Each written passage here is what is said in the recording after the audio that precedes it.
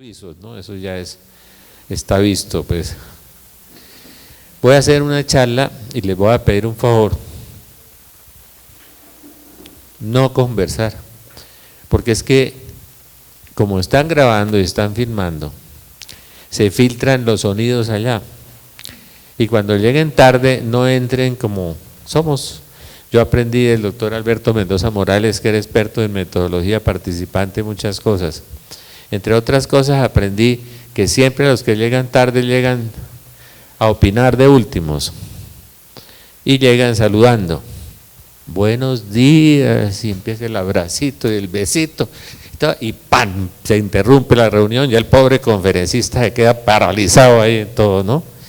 Somos colombianos, eso es normal, ¿sí? Y que siempre llegan a opinar, el que llegó tarde es como, sí, opinando al final sobre las cosas. Yo resuelvo las preguntas al final, ¿sí? No comentar con el vecino cosas, porque entonces se filtra el sonido, ¿no? Se filtran los sonidos, y es que estamos tratando de sacar estas conferencias. Miren, las charlas de la Biblia, estábamos orando la conjuración de los ángeles o la súplica ardiente, porque yo pedí el número 1 y número 2 en Cali, y llegó el 2 y llamé a Carlos y dijo, ¿qué pasó con el 1? Dijo, no, el computador botó todas las bandejas una por una, tan, y no las grabó. Y cuando va a grabar un apocalipsis o va a grabar algo sobre el demonio, se daña el disco duro, se borra. A veces corregimos un libro 19 veces y aparecen con 200 errores. Este negocio no es fácil. Cuando uno se dedica a decir la verdad de Dios, empieza a recibir unos ataques terribles. Cuando usted empieza a decir las cosas de Dios con mentiritas, el demonio empieza a levantarlo y usted consigue rápido una empresa, una burbuja, una universidad, un colegio, un canal de televisión, todo eso. Aunque no me lo crean. Me ha pasado con 27 libros,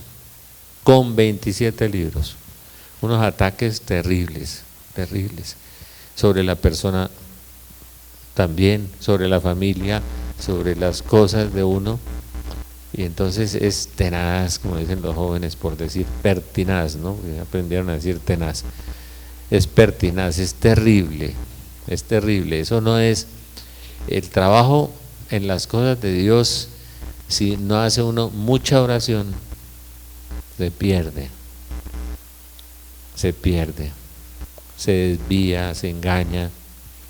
El demonio es el padre de la mentira, es homicida desde el principio, ¿no? Entonces se mete en un mundo de mentira, en un mundo de engaño y de cosas. Bueno, ¿van a poner un micrófono de solapa o no? Ah, ¿ya empezó? Ah, bueno, empezó. Bueno, yo no había empezado la charla, estaba apenas en las admoniciones, ¿no? Entonces, vamos a tratar de hacer la charla de corrido. Entonces me hace el favor y me le avisan a las señoras allá que no lleguen con la bandeja, las galletas, el chocolate, interrumpan la charla. Yo no sé cuánto tiempo vamos a tener, la vamos a hacer de corrido.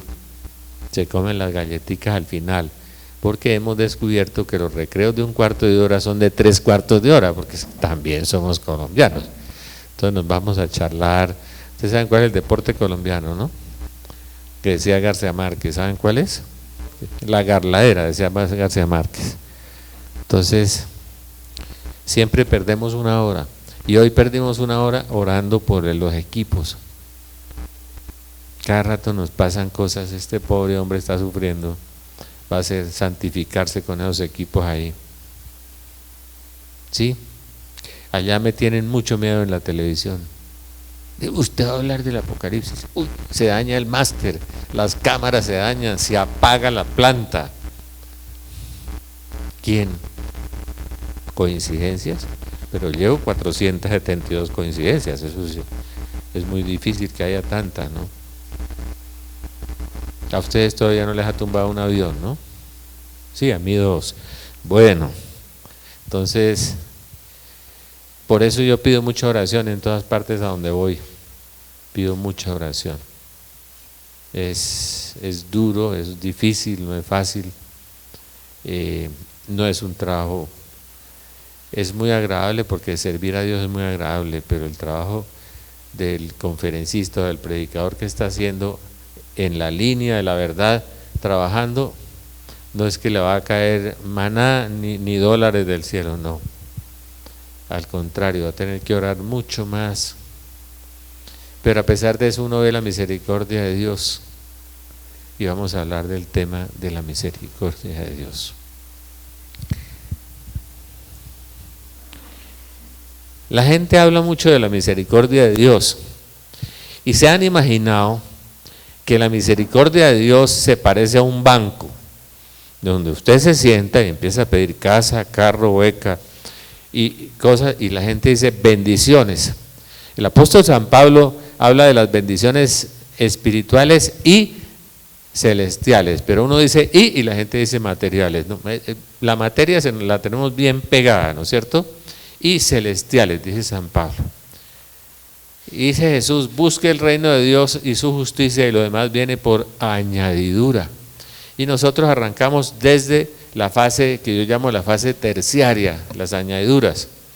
Las bendiciones celestiales son muchas, la salvación eterna, el cielo, el paraíso, la conversión, ¿sí? Bendiciones espirituales son muchas, el amor de Dios, la presencia del Espíritu Santo, los dones, los carismas, los talentos desarrollados para el reino de Dios son bendiciones espirituales.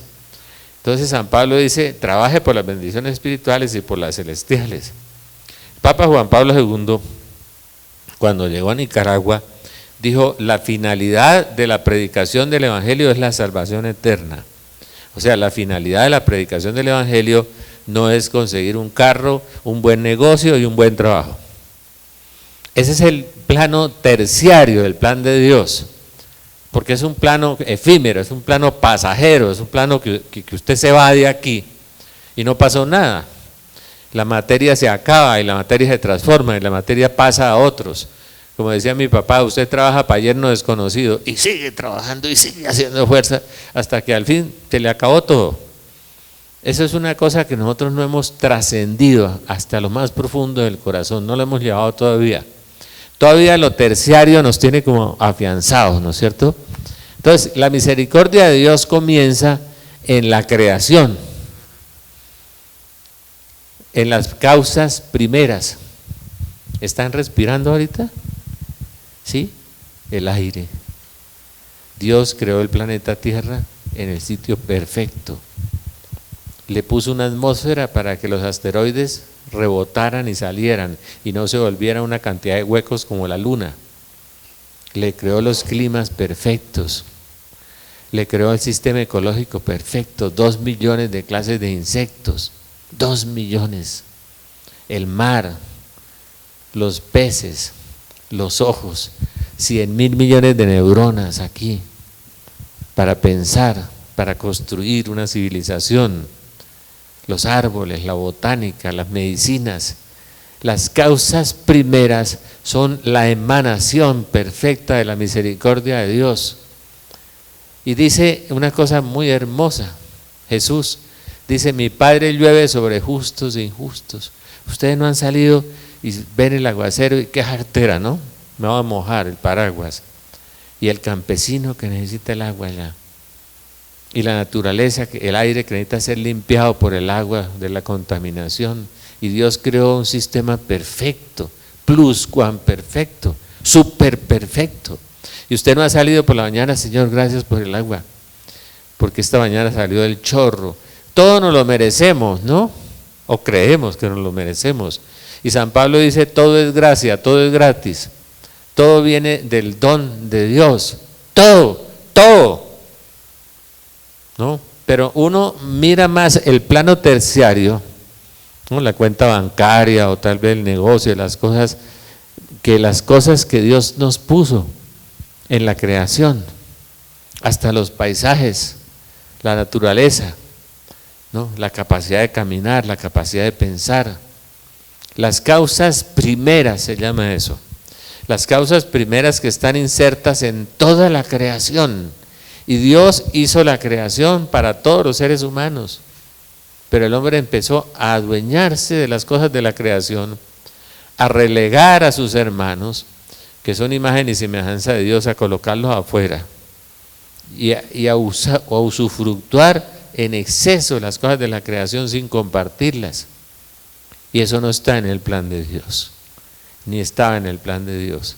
El mismo profeta Isaías decía: ay de los que juntan casa con casa y heredad con heredad. Isaías no era comunista, ¿no? Era un profeta de Dios.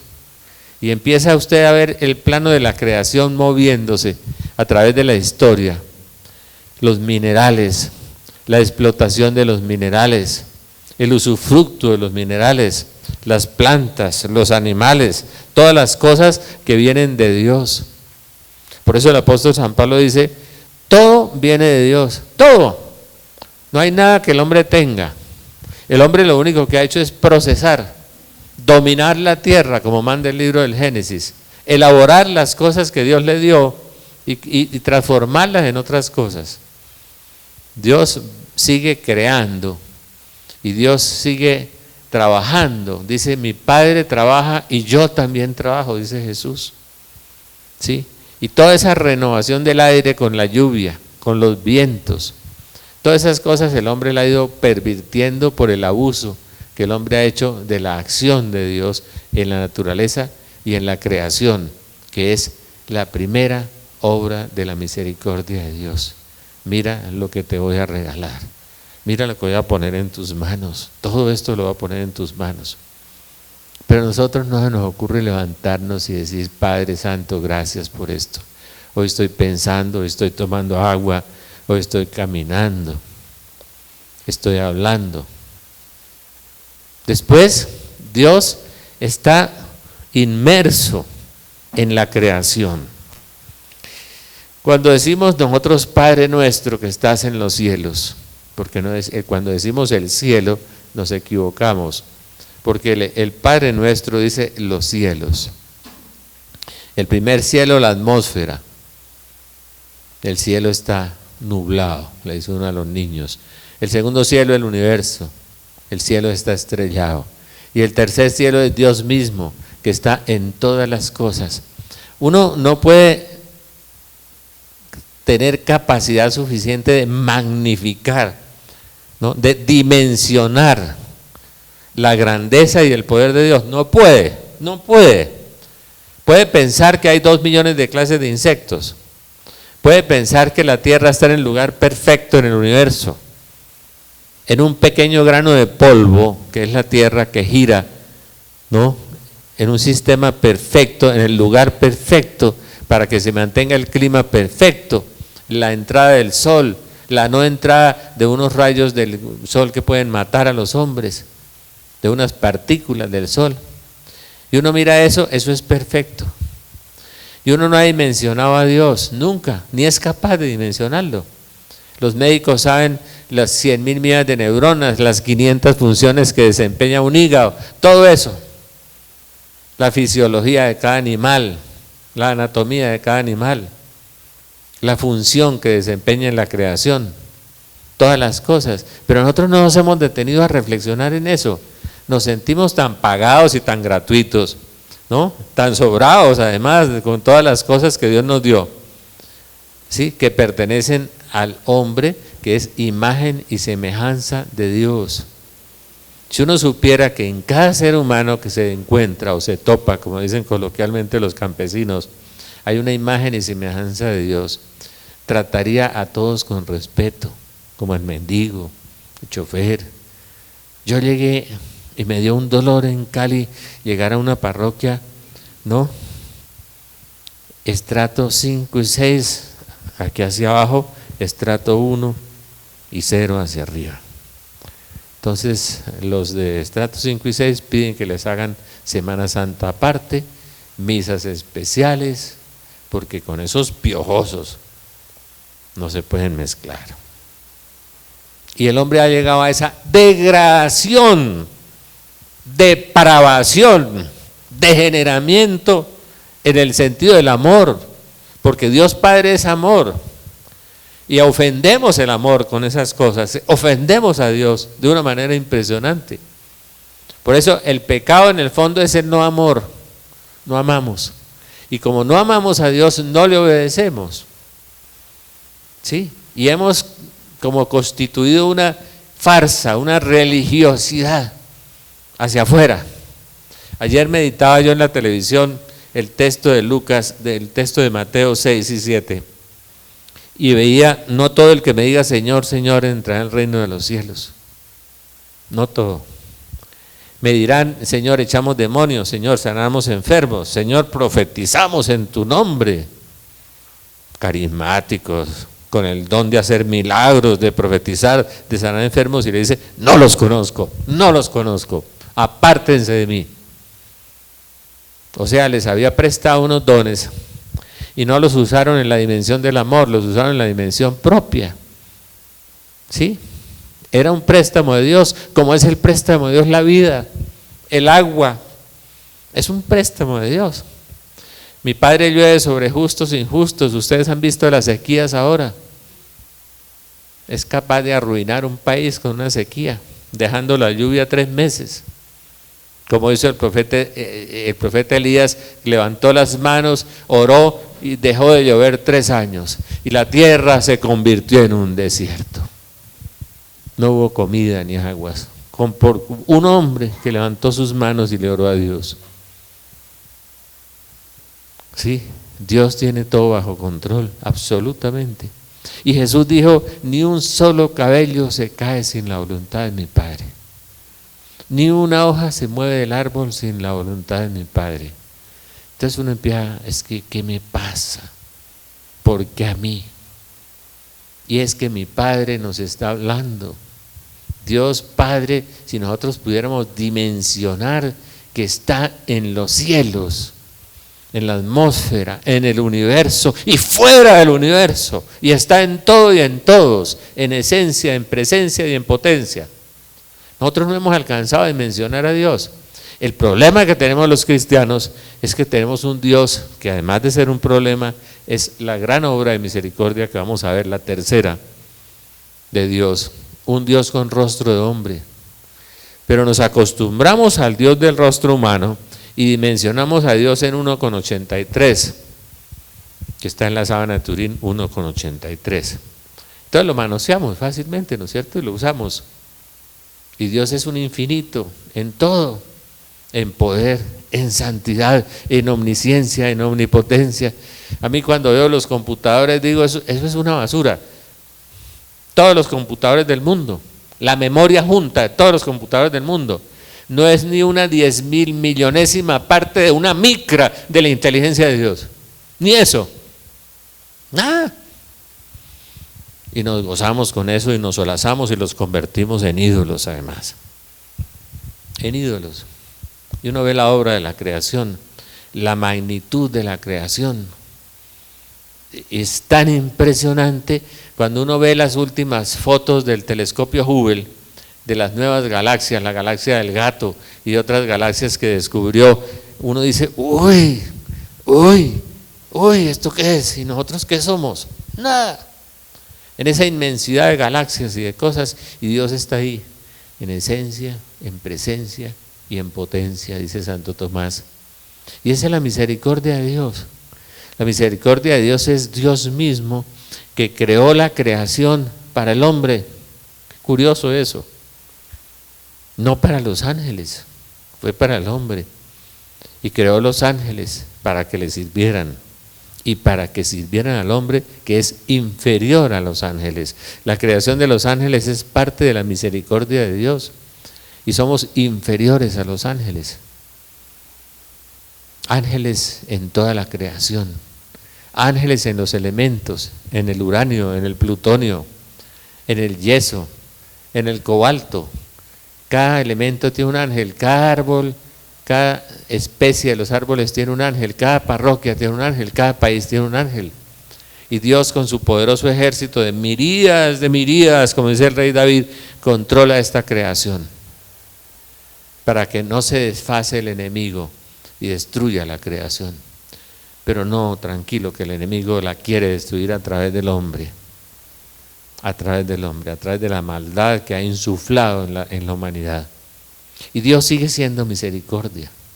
Y es una misericordia de darnos el caminar, el respirar, el levantarnos, el rostro del niño que nos sonríe, el sol que brilla todos los días, el paisaje, la naturaleza.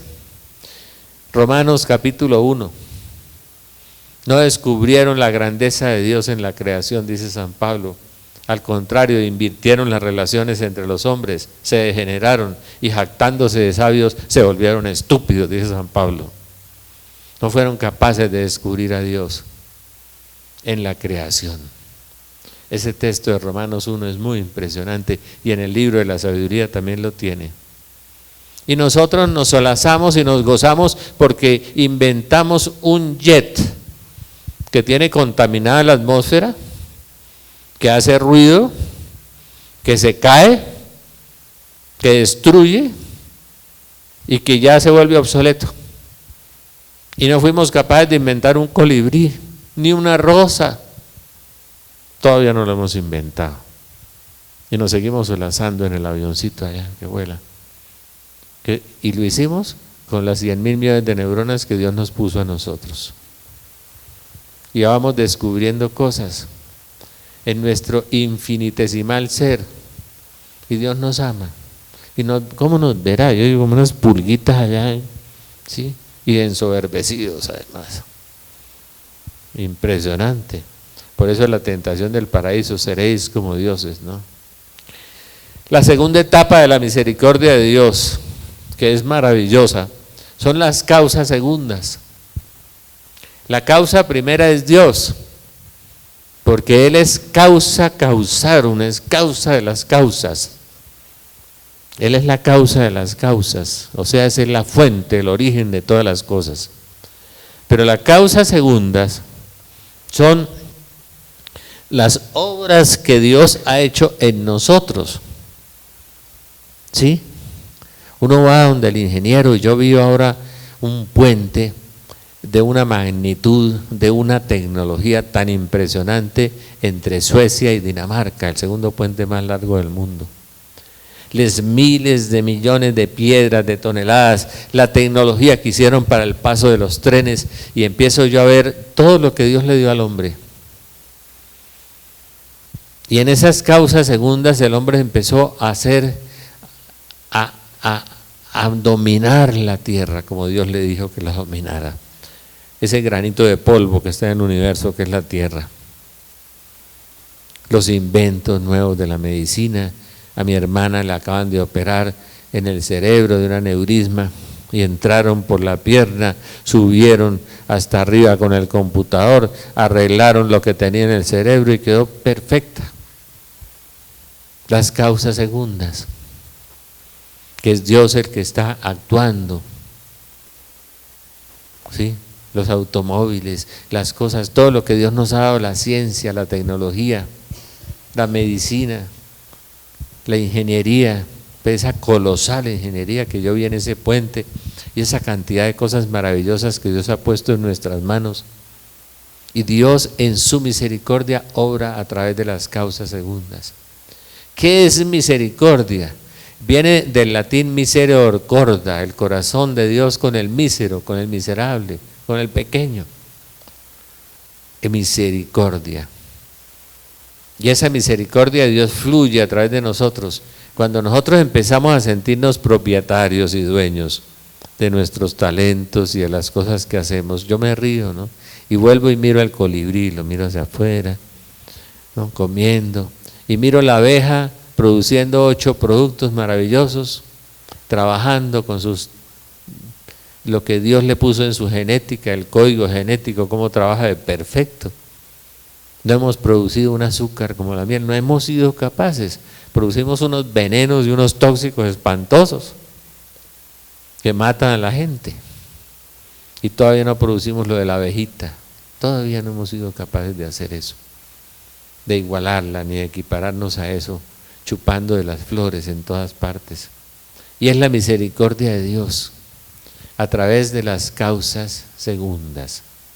Las causas segundas se mueven en toda la ciencia, en toda la tecnología, en el quehacer de todos los días están las causas segundas, está Dios trabajando en nosotros de una manera maravillosa y ahí está la misericordia de Dios. Sigue funcionando la misericordia de Dios con el hombre, pero el hombre sigue abusando de eso, porque es para todos y Dios es Padre y es para todos. El sentido de la paternidad de Dios, y se lo quiero explicar, Dios no es Padre nuestro por nosotros, Dios es Padre porque tiene un hijo, igual a Él en todo. Dios es Padre por el hijo que tiene. Y más adelante, gracias a ese hijo, se convierte en Padre nuestro. Somos hijos adoptivos de Dios. Él solo tiene un hijo por naturaleza, en su propia esencia, en su propia presencia. Dios es principio y principiador del misterio de la Trinidad. Y Él tiene un hijo por amor y es parte de la misericordia. Yo les voy a explicar un poco quién es el Hijo de Dios, que es otro manoseo que hacemos de la teología y de la fe y de la religión. Se lo hacemos a Jesucristo porque tiene imagen visible del Dios invisible, como nos dice Pablo.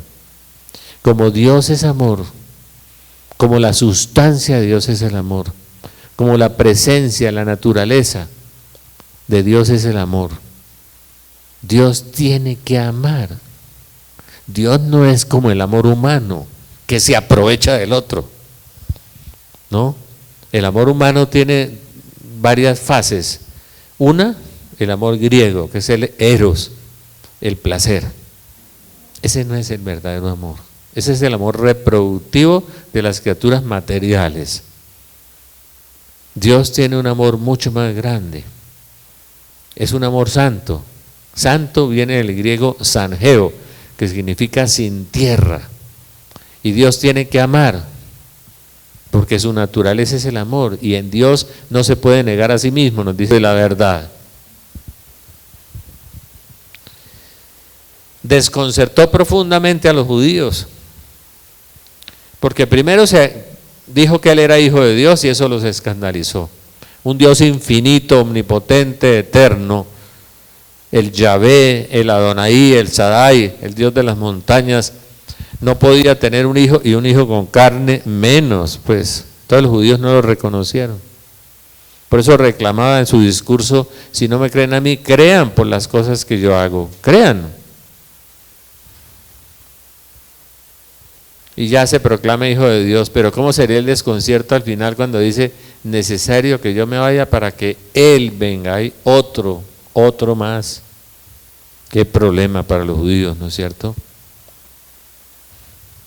Era necesario que Jesús sufriera lo que sufrió, todo el misterio de la pasión y la resurrección, para que Dios pagara por nosotros, para que el Padre enviara el Espíritu Santo sobre nosotros y el Espíritu viniera a divinizarnos. Díganme, ¿en qué religión del mundo, yo quiero saber una, se ha producido un fenómeno como Francisco de Asís, Madre Teresa, Francisco Javier, un padre Marianito, una madre Laura? ¿Dónde? ¿En los ateos? ¿En los musulmanes? ¿En los de Confucio? ¿En los sintoístas? No, en ninguna parte. ¿Un San Juan Bosco? No, yo no he visto. Y de esos hay 10.000, 100.000 para mostrar. Una Teresa de Jesús, con ciencia infusa, con una ciencia que viene toda de Dios, porque no estudió, no hizo PhD ni máster. Santa Catalina de Siena no sabía leer y escribir, y escribe un profundo libro donde están los mejores temas para conocerse uno a sí mismo, doctora de la Iglesia. Un Padre Pío, un estigmatizado. ¿En qué otra religión del mundo? Yo quiero saber. Eso se les olvidó a los dominicos, a los jesuitas, a los franciscanos. Parece que el demonio como que nos ha echado a todos un manto, un velo gigantesco para no ver, ¿no? la historia de la iglesia. Empezamos a ver las sombras, que son unas cuantas, y las luces, que son miles, no las vemos.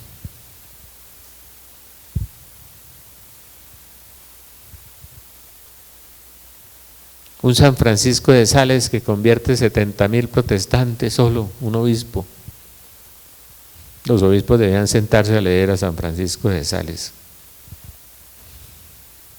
Y escribe esos libros tan maravillosos, de profundidad espiritual. Un Ignacio de Loyola, que en una cueva recibe todas esas reglas de discernimiento que nadie hubiera podido escribir. Solo, un exmilitar, un patán. Y Dios lo convierte en un santo, porque empieza a beber de los pechos de Dios. Y ahí viene la misericordia vivida. Su misericordia se derrama de generación en generación sobre los que le temen, dijo ella. Y esta es la otra misericordia. Es ese fluir, ese emanar, ese donar del Espíritu Santo. Ese dejarse amar por Dios. Pero cuando el hombre viejo es capaz de morir, si no somos capaces de morir, no vamos a beber de los pechos de Dios. Tendremos cositas de Dios, pequeñas experiencias de Dios. Si nosotros seguimos caminando en el pecado, peca, reza y empata, como dicen aquí vulgarmente, y si no caminamos en el Evangelio, nos van a decir: ah, estuviste conmigo en las plazas, profetizaste, echaste demonios, hiciste milagros, tuviste visiones. No lo conozco. Apártese de mí, agente de iniquidad. Dios nos quiere santos y la santidad se chupa, se bebe de Dios.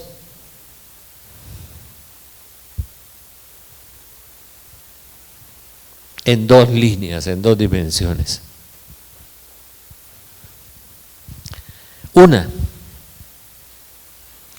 primero purifique su corazón. Tenemos el corazón muy impuro, muy humano. Muy humano. Hemos recogido mucho lodo del mundo, en nuestro caminar recogimos mucha tierrita del mundo y la tierra nos pesa. Y nos dice: purifique el corazón, tenga un corazón transparente, sin malicia. Jesús dijo: si no se hacen como niños, y San Pablo aclara el misterio, dice: niños en malicia, maduros en juicio. Niños en malicia, maduros en juicio. Yo no me voy a jugar trompo aquí, ni a acostarme a jugar aquí maras, no. Niños en malicia, maduros en juicio. Pero tenemos mucho orgullo, afán de protagonismo, afán de aparecer, afán de ser el primero, afán de tantas cosas. Apegos por el dinero, apegos por el poder, apegos, ¿sí? Otros están atados por el sexo.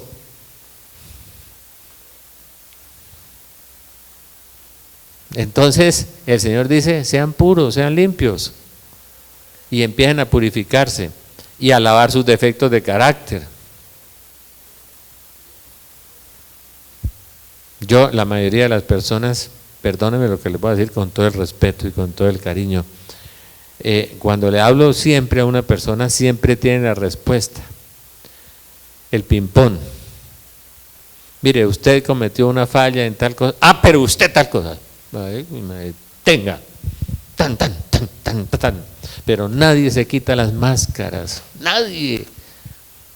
Y tenemos tantas máscaras y tantos defectos de carácter. Nadie quiere que le digan su basurero por dentro. Y el Señor quiere sacar ese basurero, quiere limpiarlo, limpiar el corazón, limpiar la parte afectiva, limpiar la parte emocional y limpiar todos los apetitos desordenados que tenemos. No es solo la gula y la pereza, tenemos envidias, resentimientos y sobre todo un orgullo en que estamos montados sobre nuestro propio orgullo, ahí caminamos. Entonces, aprendan de mí que soy manso y humilde de corazón. Qué cosa tan difícil, ¿no? Ser manso y ser humilde de corazón es muy difícil. porque hay que limpiar el corazón. Y tener mansedumbre no es fácil. Empezamos con disculpas, manso pero no menso, ¿no? Yo no me dejo encaramar de nadie. Y bueno, la Virgen dice, llegará un momento en que cada hombre querrá guiarse por sí mismo y ser superior a los demás. Y nos pasa eso. Aquí yo veo a los jóvenes también, alzaditos todos. Eso es complicadísimo, le cuento. La humildad es lo más difícil que Dios nos dio. A San Agustín le preguntaba una vez, ¿cuál es la primera virtud? Dijo la humildad. ¿Y cuál es la segunda? Dijo la humildad. Y si me preguntas, pues la tercera es la humildad. Y la humildad viene de humus, y humus es tierra, hacerse tierra. Y Jesús dijo, si el grano de trigo no cae en tierra y muere, no da fruto. Morir. Morir. Es muy difícil. Entonces uno, a través de la oración, a través de los sacramentos, a través de la iglesia, empieza a vivir una vida cristiana. Estoy usando la palabra exacta. Se mete en una religiosidad, sí, va a misa, reza el rosario, va a grupo de oración, ¿sí? Pero adentro hay un basurero que limpiar. San Francisco de Sales tiene un tratado para sacarnos los defectos de carácter, un tratado. La mexicana Concepción Cabrera de Armida tiene un libro que se llama Vicios y Virtudes. Y uno empieza a leer ese libro de vicios y virtudes y empieza, lo tengo.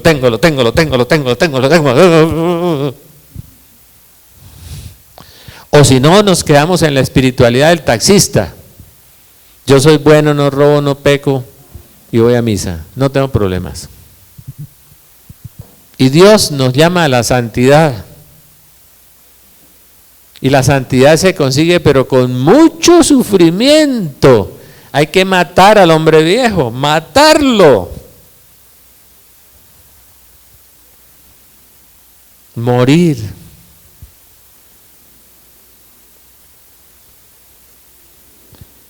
Y empezar a hacerse violencia. Jesús dijo, el reino sufre violencia y los violentos lo arrebatan. ¿Qué es el reino de Dios? Es Dios dentro de mí, es el Espíritu Santo que está dentro de mí. Es eso. Encontrar ese reino y dejar que ese reino crezca y se ensanche y yo me vaya transformando en otro Cristo no es tan fácil. Gracias a Dios hay purgatorio, si no nadie pasaría esta tarea. Estaríamos todos planillados en las calderas, todos. Porque el reino sufre violencia y los violentos lo arrebatan. Primero aceptarse y aceptar sus defectos de carácter, aceptar uno sus vicios, sus problemas, es muy difícil. Y si otro se lo señala, peor, porque viene el ping-pong, pam, pam, pam, pam. No, yo no fui. Es usted. Duro. El reino sufre violencia y los violentos lo arrebatan. ¿Cuál es la violencia de que nos habla Jesús? Es la violencia sobre nosotros mismos. Es primero identificar el catálogo de mis defectos de carácter y empezar a luchar contra eso. Es muy difícil, porque estamos en el mundo de la exaltación, en el mundo de la superación personal. Uno ve todos los días cursos de superación personal, inclusive de los cristianos, dan cursos todo el día. Supérese, trépese por encima de los demás, ¿no? Haga su proyecto de vida, su proyecto de grado, súbase. Y los cristianos crecen como la cola de las vacas, de para abajo, muriendo. Y ya no, ni los curas, nadie quiere saber de eso de morir. Difícil. A San Serafín le preguntaron, no sabía leer y escribir, un franciscano: hermano Serafín, ¿cómo hago para subir al cielo? Dijo: muy fácil, bajando, bajando. Y nosotros es trepando, trepando. Y yo mando aquí, yo quiero mandar aquí, y lo ve uno en todos y en los jóvenes más, porque entre más jóvenes están más imbuidos del mundo, más atrapados por el mundo, y es el mundo del éxito, de la prosperidad. Por eso hay predicadores de éxito y de prosperidad también. Si quiere, váyanse para allá. Allá consiguen un burbuja, el diablo es muy generoso, sin cruz, sin morir, sin servir, sin amar. Beber de los pechos de Dios, transformarse en otro Cristo, crecer a la estatura de Cristo, dice San Pablo. Qué cosa tan difícil. Uno dice la Madre Teresa, qué linda, ¿no? Ay, qué belleza la Madre Teresa, me encanta la Madre Teresa. ¿Y por qué no la imita? Si ese es el modelo. Es que es difícil. San Pablo, qué machere viejo, ¿no? Lean el capítulo de San Pablo del sufrimiento que tuvo. Si quieres se lo leemos. Cárceles, persecuciones, enfermedades, tribulaciones, piedras, pedradas, todo lo que San Pablo vivió. Y San Pablo resucitaba muertos y profetizaba. En el seminario del sábado les voy a mostrar unas profecías de San Pablo sobre el Apocalipsis, muy interesantes, de las características de los hombres de los últimos tiempos. Es muy difícil la santidad hoy, es muy difícil, pero no es imposible. Dos, segunda etapa, es el cuerpo y la sangre de Cristo. Nos pueden hacer santos con una sola condición, una sola. Nos podemos comer la palabra si somos capaces de vivir la palabra.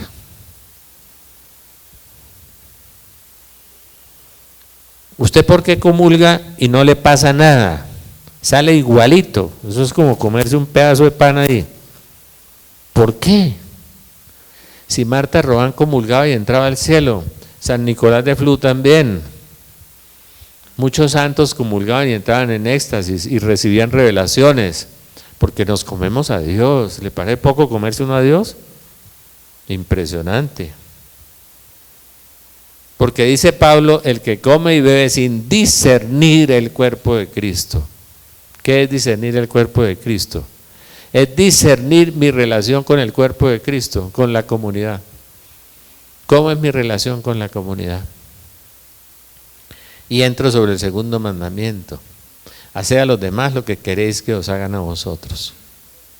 Pero si vivimos del chisme, del infundio, de la calumnia, del comentario, de las codicias, de las idolatrías, pues no nos va a hacer efecto la Eucaristía, nada, al contrario, nos puede ser un motivo de condenación. Porque dice San Pablo, el que come y bebe indignamente, come y bebe su propia condenación. Miren una cosa muy curiosa en la misericordia de Dios, una cosa muy grande. En las iglesias evangélicas no hay místicos. ¿Por qué? Porque no comulgan. El pan que bendecimos es comunión con el cuerpo de Cristo.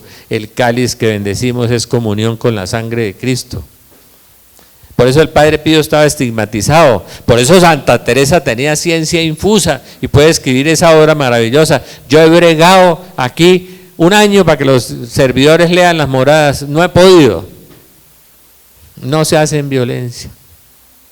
No van a llegar a ninguna parte. Es difícil, y para que las vivan además, porque es que el Evangelio no es para leerlo, sino para vivirlo. Entonces, si usted comulga y usted no está viviendo la palabra de Dios, no le va a servir para nada, o de pronto le sirve para lo contrario. Por eso nos dice San Pablo que el que come y bebe indignamente, come y bebe su propia condenación. San Nicolás de Flu, el fundador de Suiza, duró 23 años sin comer y sin beber, y se alimentaba con la Eucaristía.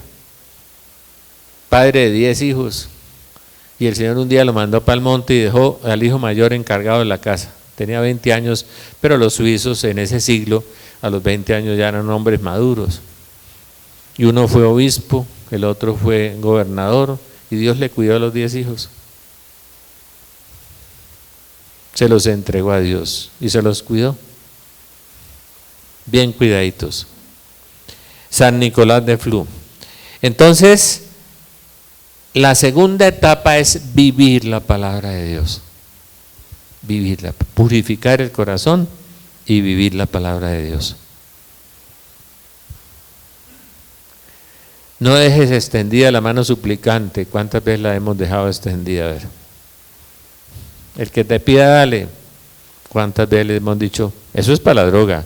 Además de no darle, lo juzgué y lo condené, ¿no? Dios ama al que da con alegría, y llega uno a la misa y entonces echa unos botones ahí, una moneda de 500 o de 100. ¿Ve? El que da generosamente, recibe generosamente. Ama a tus enemigos, perdona. Ay, eso del perdón sí que es una nota. ¿Oye? Vamos a hablar de eso el lunes en el seminario de ataduras intergeneracionales. Yo voy a hacer esa charla. Y verán lo terrible que es el perdón y lo difícil. Porque perdonar, ¿saben qué es perdonar? Es recordar sin dolor. Sin dolor. Recordar sin dolor. Mire las características que San Pablo nos da de los últimos tiempos. En los últimos días sobrevendrán momentos difíciles, 2 Timoteo 3. Los hombres serán egoístas, avaros, fanfarrones, soberbios, difamadores, rebeldes a los padres, ingratos, irreligiosos, desnaturalizados. No usan motosierra, ¿no? Desnaturalizados, implacables, calumniadores, disolutos, despiadados, enemigos del bien, traidores, temerarios, infatuados, más amantes de los placeres que de Dios, tendrán apariencia de piedad y con su vida desmentirán su eficacia. Apariencias de piedad. Rezan mucho, ¿no? Y con la vida desmienten la eficacia. La piedad es una virtud teologal y es una virtud que significa unión con Dios. Entonces si usted empieza a vivir la palabra de Dios, usted purifica su corazón, usted empieza a comulgar y usted empieza a orar, va a empezar a sentir unas cosas interiores impresionantes, una paz, un amor que lo va embriagando y lo va llenando, y usted de pronto se va a llenar de Dios, y si Dios quiere va a tener matrimonios místicos con Dios, revelaciones, visiones, éxtasis, uniones con Dios, todo eso. Ese es beber de los pechos de Dios. Yo me he encontrado gente así, tengo 2 personas así, conozco una monjita así, en las Vicentinas, no se preocupen que no les voy a decir quién es. No, hermano, allá no. Tengo personas que han alcanzado ese don de Dios, de unirse con Dios, y ya después de tener esa experiencia del amor de Dios, ya no quieren nada de este mundo. Es lo más curioso. Nada. No hacen sino orar y estar unidos con Dios porque han recibido la plenitud del amor, la fuerza, el cielo ha entrado en ellos, el cielo de Dios, el tercero, y ya lo demás no les interesa, nada, ni la ciencia, ni el dinero, ni nada, es Dios, y Dios curiosamente se va ocupando de esas almas. Pero también hay personas que no van a tener esas éxtasis, experiencias, no, pero van a tener mucha paz. Y es un don muy grande, un signo de la presencia de Dios en la vida de la persona. Cuando la persona sigue pecando y pecando y pecando y cae, se levanta, reza, empata, reza, se levanta, cae, es que le falta algo. Algo. Hay que pedirle a Dios que le muestre la raíz de su pecado y cómo luchar contra eso. A veces la lucha no dura un mes, ni 6 meses, ni un año, puede durar 5 o 10 años. San Juan de la Cruz decía que lo más grave en nuestras vidas era sentirnos buenos y sentirnos convertidos. Decía, el justo peca 7 veces al día, decía San Ignacio. El justo. Pero no se entristezcan, empiecen, y Dios en su infinita misericordia ve cómo empezamos. Dios mira es el fondo del corazón, ve nuestra intención, pero empezamos a combatir, empezamos a luchar, empezamos a sumergirnos en el misterio del reino, porque el reino de Dios está dentro de nosotros, y Dios está dentro de nosotros, Dios habita en mí, eso es una maravilla. Si nosotros supiéramos que Dios está dentro de mí, yo sería más respetuoso con mi cuerpo, con mi vida, con mis hermanos, sabiendo que Dios está en mí. Dios me ama y me sigue amando. Y Dios me quiere hacer participar de esa divinización, de llenarme de paz, de amor. Yo hablo con estas personas que tienen esas experiencias tan maravillosas y de verdad lloran, dicen, es que quieren morirse todos, pero quieren morirse de alegría, buscando el amor infinito de Dios que lo han sentido, digamos, en una gota, ese infinito amor de Dios que los ha invadido, se sienten tan plenos, tan felices. Y esa oración contemplativa son los ríos de agua viva de que habló el Evangelio, y de su seno brotarán ríos de agua viva. Y a todos nos puede pasar de una o de otra manera en la medida en que aprendamos a orar y a dejarnos amar por Dios. Y esa es la cuarta o quinta forma de la misericordia de Dios. Amén.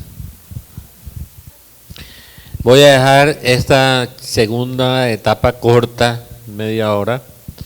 Les voy a dejar un tema libre, o sea que vamos a hacer un plebiscito ahí. Me dicen de qué quiere que hablemos. Cada uno a ver piensa en su tema, ¿eh?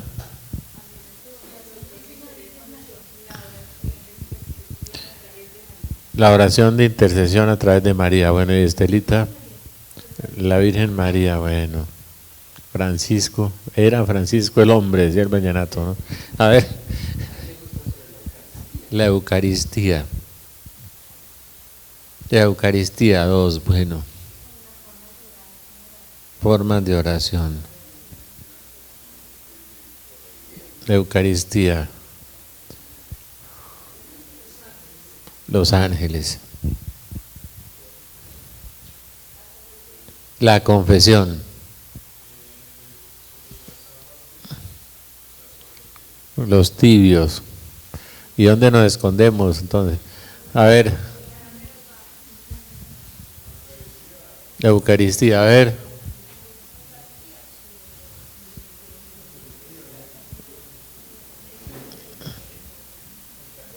El perdón. ¿Quién más? El poder de la oración. Sigan allá atrás, faltan. ¿Quién falta? Bueno. El silencio de Dios. Uy, lea al padre Garrigou Lagrange, que tiene un libro formidable sobre eso. Un gran teólogo dominico.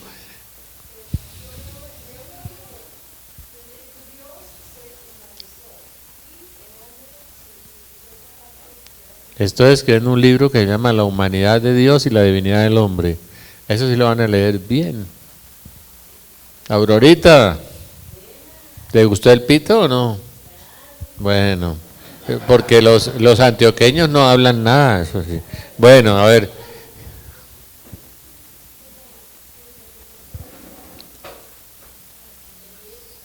No, el tema, ¿qué quiere?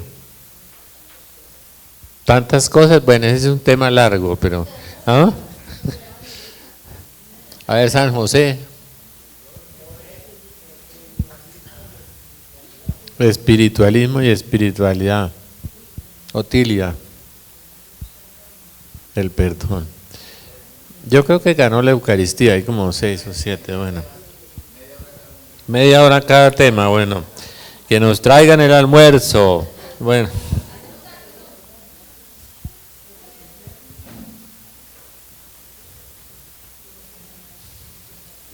Ven el Padre, el Hijo y el Espíritu Santo. Amén. Ven Espíritu Santo, ven por medio de la poderosa intercesión del Inmaculado Corazón de la Virgen María, tu amadísima esposa. Ven Espíritu Santo. Ven. por medio de la poderosa intercesión del Inmaculado Corazón de María, tu amadísima esposa. Padre Santo, te pedimos en el nombre de Jesús que el Espíritu Santo descienda sobre nosotros. Ven, Espíritu Santo. Renuévanos como en Pentecostés. Nos unimos al sacrificio perpetuo de la Eucaristía, sacrificio de adoración y de alabanza.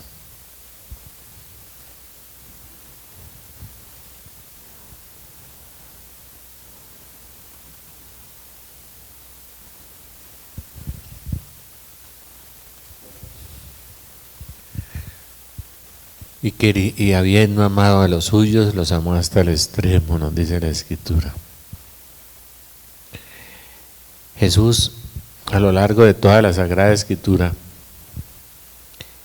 tiene nostalgia de Dios. Claro, usted imagina la nostalgia infinita de un ser infinito hacia un Padre infinito. La nostalgia del amor y la nostalgia del regreso. La nostalgia de volver a sumergirse en el misterio de la Trinidad, en el Padre, con el Padre, y quería regresar al Padre, pero habiendo amado a los suyos, los amó hasta el extremo, y el extremo del amor se manifestó en la cruz, en la muerte y muerte de cruz, y en la hacerse hombre, hacerse materia. Cuando Jesús arranca ese discurso del pan de vida en Juan 6, yo soy el pan vivo bajado del cielo, pan vivo. La palabra pan es una palabra griega que significa todo. ¿Sí? Panamericanismo, tantas cosas de pan. Yo soy el pan vivo bajado del cielo. Jesús nace en Belén, que es la casa del pan. Curiosamente, el nombre de Belén es la casa del pan. Y el pan material de la sustancia material y humana de Jesús lo suministra María, ¿no? Carne de Jesús, carne de María, sangre de Jesús, sangre de María. El pan, ese pan que le va a servir para pagar la cuota de todos los hombres, la restitución en la amistad con Dios. Y Jesús quiere regresar, Él tiene nostalgia de Dios. Hay dos frases del Evangelio, una sobre el amor inmenso por los hombres, pero otra del trato que los hombres le dieron, ¿no?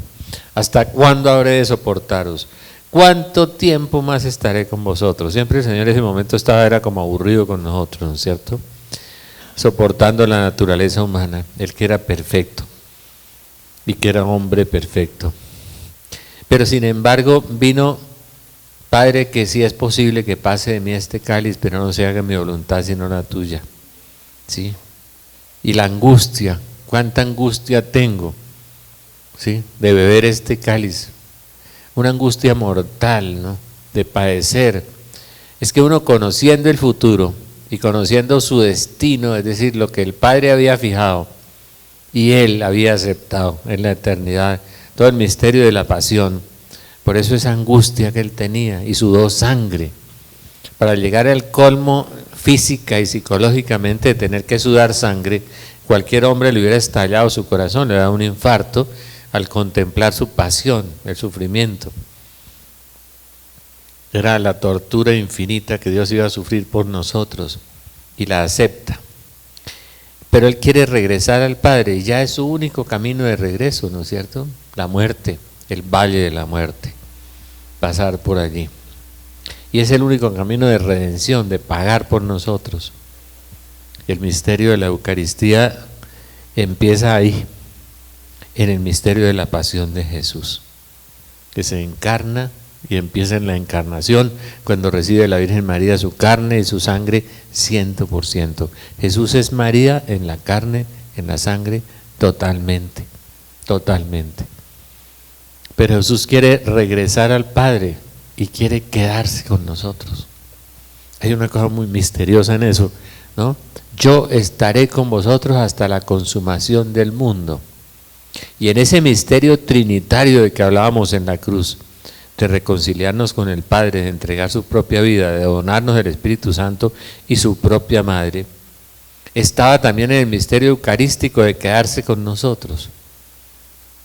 Había dos formas de transformar la iglesia, eclesía, la reunión de los seguidores de Jesús, de los discípulos de Jesús. Hoy no tiene muchos discípulos. Yo creo que el Señor hoy tiene muchos alumnos que escuchan la palabra de Dios, pero que la ponen en práctica son los discípulos, ¿no? Alumnos, millones, discípulos, pocos. Entonces Jesús quiere hacer un plan del Padre, que es rescatar, pero quiere hacernos hijos en el Hijo. Y quiere transustanciarnos, transformarnos en Él. Por eso San Pablo dice crecer a la estatura de Cristo. La meta que tiene el cristianismo es que hacernos crecer a la estatura de Cristo, que es divinizarnos, ¿no es cierto? Y entonces Jesús quiere dejarnos todo el misterio de Dios en nosotros. Y un día dice, no los dejaré huérfanos. O sea, les voy a dejar un padre y una madre, porque la orfandad es de papá y mamá. Jesús no es papá ni es mamá, eres un hermano, es hijo de Dios que viene a hacerse hombre con nosotros, hermano con nosotros. Pero nos quiere dejar lo que Él más ama, su padre y su madre, y no los dejaré huérfanos, pero también se quiere quedar con nosotros. Y la única manera es transustanciarnos, es quedarse con nosotros a través de ¿qué? De la presencia del Espíritu Santo, que es el Espíritu de la verdad, y la verdad os hará libres, y la verdad es Jesucristo. Entonces, en el Espíritu Santo empieza a plasmar la verdad en nosotros, a irnos transformando en otros Cristos. Pero el Espíritu Santo no alcanza, Él puede, pero por sí, por su estructura, digamos, por la naturaleza y la función del Espíritu Santo, que es Dios, entra en nosotros para animarnos, para revelarnos la verdad completa que es Jesucristo, para plasmar a Cristo dentro de nosotros. Pero Cristo también se quiere quedar en nosotros, no solamente a través del Espíritu Santo, sino a través de su propia esencia, de su propia sustancia humana. Y ese es el plan de Dios. Y hay un plan de Dios de redención y de rescate de la humanidad entera y del planeta. Y en ese plan viene el yo estaré con vosotros hasta la consumación del mundo. La consumación final es la que viene ahora, no es el juicio final, es la consumación del plan de Dios. Yo estaré con ustedes ahí. Entonces viene esa parte de Jesús convertirse en alimento. Mi carne es verdadera comida, mi sangre es verdadera bebida. Viene Juan 6. Yo soy el pan vivo bajado del cielo. El que come de este pan vivirá para siempre. Y ese pan es el que debería en la iglesia producir una unidad, un solo cuerpo y un solo espíritu. Ese pan debería transformarnos en un cuerpo universal, que es el cuerpo de Cristo que somos nosotros. Y debería transustanciarse, volverse sustancia de Dios en nosotros. Y ese pan nos debería hacernos hermanos y vivir en la unidad, porque podría transformarnos en otros Cristos. Entre el Espíritu Santo y la Eucaristía nos puede transformar en otros Cristos.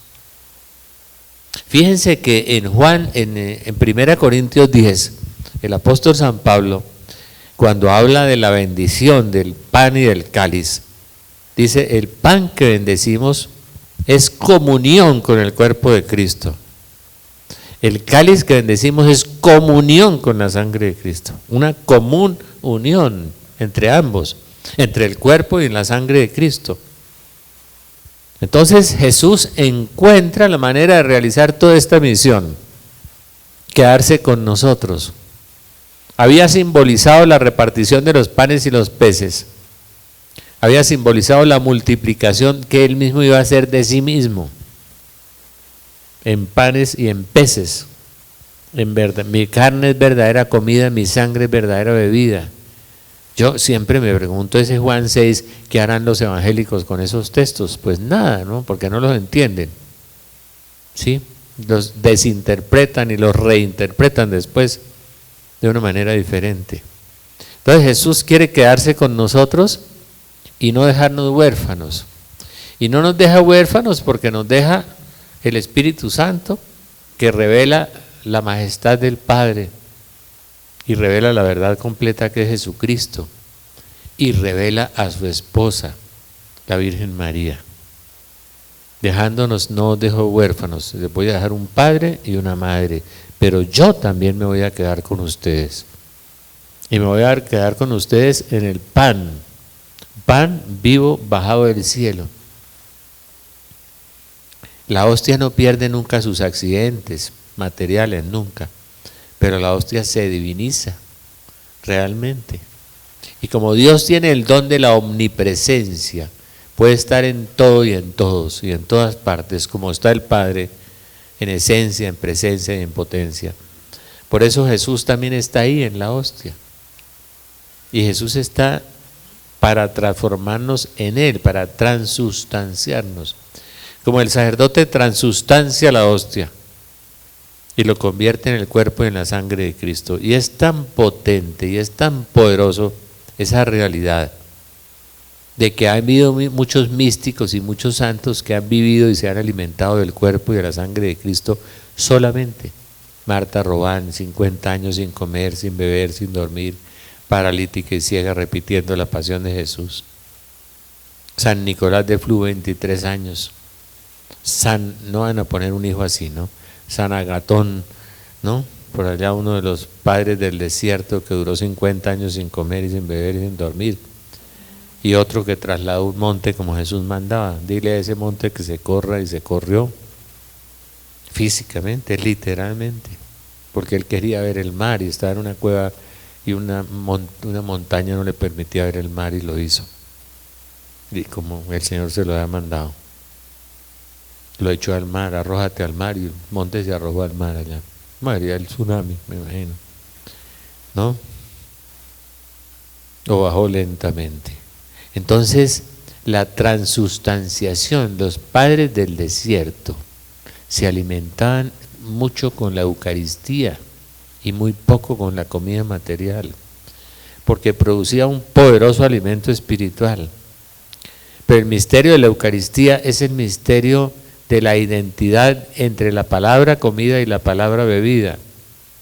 En Juan 6 y en 1 Corintios 10 y 11, San Pablo habla del misterio de la Eucaristía. Cuando Jesús dice, hagan esto en conmemoración mía, en los evangelios sinópticos, Mateo, Marcos y Lucas, háganlo. La conmemoración es la actualización, la repetición del sacrificio del Calvario. Cada vez que un sacerdote consagra, entra a repetir el sacrificio del Calvario. Es muy impresionante eso. Por eso es tan impresionante el irrespeto y la desacralización que hemos hecho de la Eucaristía, porque Dios se hace presente ahí y el Calvario se hace presente ahí. La gente se voltea de espaldas y empieza a conversar. Y en el momento de la paz resuelven hacer una vida social, correr por todo el templo abrazando y besando gente. Y el Papa Juan Pablo II dijo, dele la mano al que esté a la derecha y al que esté a la izquierda como un signo de paz y no se mueva. Pero nosotros no, somos latinos, ¿no? Entonces hicimos una fiesta, pero fiesta humana. Y es una fiesta celestial, es una fiesta maravillosa, porque la Eucaristía es sacrificio y es banquete. Es sacrificio porque se repite el sacrificio del altar. Y Cristo cumple con el regresar al Padre, Él, en la ascensión a los cielos, su deseo de volver al Padre. Y cumple con quedarse con nosotros multiplicándose y quedándose con nosotros. Es tan fuerte el misterio de la Eucaristía que produce místicos. Los evangélicos tienen carismáticos, pero no tienen místicos. Tienen gente que ora en lenguas, que profetiza, que echa demonios, que hace milagros porque cree en Jesucristo. Todo el que crea en mí hará las cosas que yo hago y mayores aún. Y ellos creen, y a veces creen más que nosotros. Y lo hacen. Pero no tienen ciencia infusa como Santa Teresa de Jesús, que todo eso lo recibió del Señor, todo eso que escribió tan maravilloso. No tienen estigmatizados como Francisco de Asís o el Padre Pío, que se van convirtiendo en otros Cristos y se va transustanciando Dios en ellos hasta convertirlos en otro Cristo, como a Francisco de Asís, Francisco Javier, Francisco de Sales, para citar unos pocos, apenas los franciscos, y Francisco Araujo aquí, sí. Entonces, todos esos Cristos que van apareciendo, ¿no? Además, la Eucaristía, y les voy a dar un secretico, ay, que se vayan los carismáticos de los aleluyas y la prosperidad, les damos permiso de salir, no hay problema, porque les voy a contar un secreto. Cuando usted comulga, se hace partícipe de la pasión de Cristo. Cuando usted comulga, es Cristo sufriente en la historia, porque Cristo completo en mi cuerpo lo que falta, la pasión de Cristo por la iglesia. A Cristo no le faltó nada en la pasión, pero nos hizo hermanos suyos y nos quiso hacer otros Cristos. Entonces, como Dios en el tiempo hizo la obra de la redención y de la pasión, en el tiempo de los hombres sigue haciendo la obra eterna de la redención. Entonces, los evangélicos no entienden el misterio de la cruz ni el misterio de la Eucaristía, entonces no sufren. Y Dios no les va a mandar o les va a permitir sufrimientos porque ellos no están comulgando ni están participando del cuerpo y la sangre de Cristo y de la pasión de Cristo. El cáliz que bendecimos es comunión con el cuerpo de Cristo y Él es comunión con la sangre. El pan es comunión con el cuerpo de Cristo. Entonces a veces nosotros entramos en el misterio de la pasión. Cuando empezamos a comulgar, Dios empieza a transformar mi corazón y mi espíritu y a regalarme un poco de la sustancia de su cuerpo. Llevo en mí el morir de Jesús. ¿Cómo que llevo en mí el morir de Jesús? Yo llevo en mi cuerpo el morir de Cristo y empieza a morir Cristo en nosotros. Nosotros somos el cuerpo de Cristo. Cristo es la cabeza de la iglesia. La iglesia somos todos nosotros y cada uno desempeña una función dentro de la iglesia. Unos son uñas, otros son dedos, otros son el hígado, otros el corazón. Cada uno está en unas funciones dentro de la iglesia. Entonces yo llevo el morir de Jesús en mi vida, en mi cuerpo. Y Cristo empieza a morir en mí también. Y eso empieza a unirse a la pasión de Cristo. Y la pasión de Cristo se vuelve histórica en el tiempo en que Él vivió, histórica en el tiempo de toda la humanidad. Porque nosotros somos el cuerpo de Cristo. Cristo, cuando aparece la Virgen en las apariciones, y ahí tengo una pelea casada yo con algunos teólogos, y cuando aparece Jesús también como se apareció en Hede en Alemania, son muy pocas las apariciones de Jesús, son muchas de la Virgen, y eso tiene un sentido teológico también. Cuando aparece Jesús y dice, sufro por ustedes, Dios no puede sufrir. Dios se hizo hombre para poder sufrir aquí y pagar por nosotros, pero Dios glorificado no puede sufrir. Sufrimiento es humano. Pero ¿dónde sufre Dios? En nosotros. Nosotros somos el cuerpo de Cristo, tenemos el mismo espíritu y nos comemos el mismo cuerpo. Uno ve a Juan Pablo II los últimos 10 años de su vida, el atleta, el resistente, el fuerte, todo al suelo. Qué sufrimiento tremendo. y el sufrimiento del peso de la iglesia además.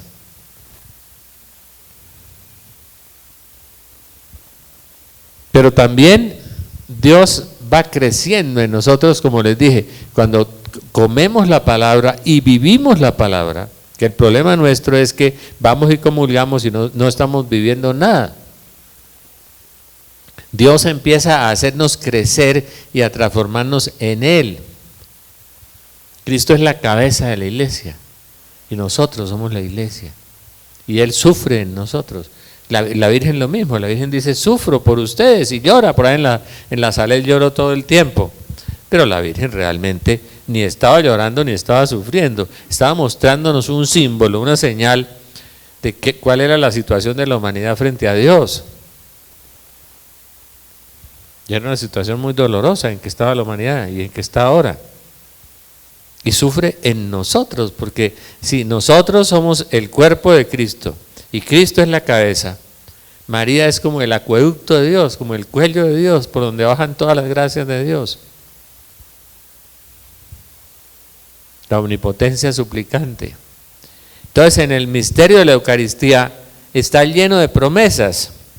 Yo no me quiero alargar mucho en eso, porque es muy interesante. Mi Padre os dio el verdadero pan del cielo, el Padre envió a Jesucristo, porque el pan de Dios es el que baja del cielo y da la vida al mundo. Vida al mundo. La celebración del misterio de la Eucaristía sostiene la misericordia de Dios, porque es Cristo que se ofrece al Padre. Cristo que se ofrece al Padre y sigue rescatando, redimiendo, pagando por nosotros. Es la oferta y la misericordia de Dios está ahí. En el Antiguo Testamento se hablaba del sacrificio perpetuo, que era lo que se ofrecía en el templo. El sacrificio perpetuo de que se refiere el profeta Malaquías, desde donde sale el sol hasta el ocaso, es la Eucaristía que se está celebrando permanentemente y es lo que ha detenido la justicia de Dios, porque es el holocausto del Hijo que se ofrece al Padre permanentemente sobre el altar. Por eso nos dice San Pablo que cuando se aparte el que lo retiene, o sea, cuando se aparte el misterio eucarístico, sobrevendrá el misterio de iniquidad, el anticristo.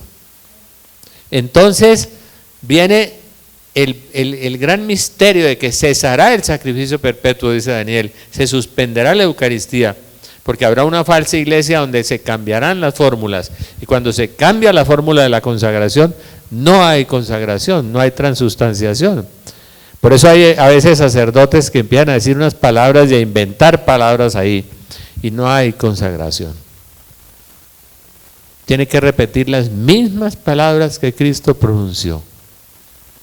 Eso es lo que consagra, no son las manos que pone encima, son las palabras que pronuncia. Entonces es la vida del mundo, y lo dice Jesús ahí muy claramente. Yo soy el pan de vida, el que venga a mí no tendrá hambre. Empieza a hablar de la eternidad. El que cree en mí nunca tendrá sed. Me habéis visto y no me creéis. El que venga a mí no le echaré fuera, porque he bajado del cielo no para hacer mi voluntad, sino la voluntad del que me ha enviado. Y la voluntad es que le resucite el último día. El último día se refiere al último día de cada hombre, ¿no es cierto? Nadie puede venir a mí si el Padre no lo atrae. Soy el pan de vida que baja del cielo. Para quien lo coma no muera. Es decir, si usted come el pan, haciendo el discernimiento del cuerpo de Cristo, como dice San Pablo, que cuando nos comemos el pan tenemos que discernir el cuerpo de Cristo. Cuando una persona vive en adulterio, vive en unión libre, y algunos sacerdotes les dan la hostia, pues los manda al infierno y el sacerdote baja un poquito más hondo. Porque nadie puede comer indignamente. El que come y bebe indignamente, come y bebe su propia condenación. Dice 1 Corintios 11. San Pablo habla de eso. El pan vivo bajado del cielo, el que come ese pan vivirá para siempre. Es vida eterna. El pan que les voy a dar es mi carne para la vida del mundo. La gente no lo entendía, ¿no es cierto? Si no coméis la carne del Hijo del Hombre y no bebéis su sangre, no tenéis vida en vosotros. El que come mi carne y bebe mi sangre tiene vida eterna. Imagínense esa promesa tan impresionante, es eternidad lo que le están prometiendo. Los católicos tendrán un lugar mucho más intenso, fuerte en el cielo, si viven la palabra de Dios, y un lugar más profundo en el infierno, y más duro, por haber comido indignamente, por haber conocido la verdadera realidad de Dios. Mi carne es verdadera comida y mi sangre es verdadera bebida. Es una frase que los evangélicos debían entender, ¿no? En Juan 6. El que come mi carne y bebe mi sangre permanece en mí y yo en él. Lo mismo que el Padre que vive me ha enviado y yo vivo en el Padre, también el que me coma vivirá en mí. Nos unimos y nos sumergimos en el misterio de la Trinidad. Por eso los evangélicos tienen una fe tan imperfecta. Tan imperfecta. Y por eso el demonio persigue con tanta hazaña a la Iglesia Católica. Tiene vida en mí, vivirá en mí, yo viviré en él. Dios en mí, yo en Dios y Dios en el Padre. Y el que come una hostia, decía San Irineo de León, es como comer fuego, decía. Fuego de Dios, decía San Irineo de León. Y yo vivo en el Padre y también el que me coma vivirá por mí. Este es el pan que ha bajado del cielo, no como comieron vuestros padres y murieron. En la carta a los Corintios, en el capítulo 10 y en el capítulo 11, el apóstol San Pablo nos habla del misterio de la Eucaristía en la primera carta a los Corintios. Y dice que no lo aprendió de los apóstoles, sino que lo aprendió de Dios directamente. Y dice San Pablo en 1 Corintios 10 que no se puede comer de la mesa de Dios y de la mesa de los demonios. Y hay gente que come de la mesa de Dios y come de la mesa de los demonios. Gente que va ahora al Halloween, o va a la enneagrama, a la metafísica, al control mental, al Feng Shui, al Reiki, y está comiendo de la mesa de los demonios. Y va y comulga de la mesa de Dios y de la mesa de los demonios. Termina comiendo solo de la mesa de los demonios, porque Dios no se manifiesta en él. Y comete una profanación, una cosa muy grave. San Pablo nos habla de eso en 1 Corintios 10, y no me voy a extender porque la charla de la Eucaristía no es una charla, es un seminario. Examínese cada cual y coma así el pan y beba la copa, pues quien come y bebe sin discernir el cuerpo, come y bebe su propio castigo. 1 Corintios 11. Y discernir el cuerpo de Cristo es discernir mi relación con la comunidad, que es el cuerpo de Cristo. Y discernir mi relación con mi conciencia para comerme el pan, el cuerpo de Cristo. Tiene dos dimensiones. Discernirlo en el sentido de discernir con mi conciencia, tener el corazón limpio para que haga efecto, haga un resultado la comida. Y discernir mi relación con la comunidad, que a veces no es tan buena, llena de rencores, de rencillas. Discernir mi relación con los demás. Y quien come y bebe sin discernir, come y bebe su propia condenación, su castigo. Por eso hay entre vosotros muchos enfermos y muchos débiles, y mueren no pocos. Si nos juzgásemos a nosotros mismos, no seríamos castigados. Oiga, si nos juzgásemos a nosotros mismos, nosotros vivimos juzgando a los demás, ¿no? Haciendo juicios y sentenciamos, repartimos a veces, eso es terrible. Hay muchos débiles y mueren no pocos. Y la muerte es la muerte eterna, que es lo peor. Mas al ser castigados somos corregidos por el Señor para que no seamos condenados por el mundo. Si nos juzgásemos a nosotros mismos no seríamos castigados. Si nosotros tuviéramos un buen juicio sobre nosotros y nos conociéramos, no seríamos castigados. A veces viene esa reprensión de Dios como una pedagogía. Por eso dice, al ser castigados por Dios, no seamos condenados con el mundo. El mundo va a ser condenado. Y hablábamos del tiempo de la consumación final. Y en la consumación final, lo peor que le va a pasar al mundo es la supresión del sacrificio durante un tiempo. Bienaventurados en la persecución, dice la Virgen, los que tengan un sacerdote en su casa, porque no habrá sacrificio, será una persecución mundial. No hemos medido la magnitud de lo que se avecina, no hemos entendido, no hemos querido como entender. Entonces, al ser juzgarnos a nosotros mismos, por eso San Pablo comienza, examínese cada uno a sí mismo cuando vaya a comulgar, examínese. Y hoy la gente ni siquiera se examina para confesarse.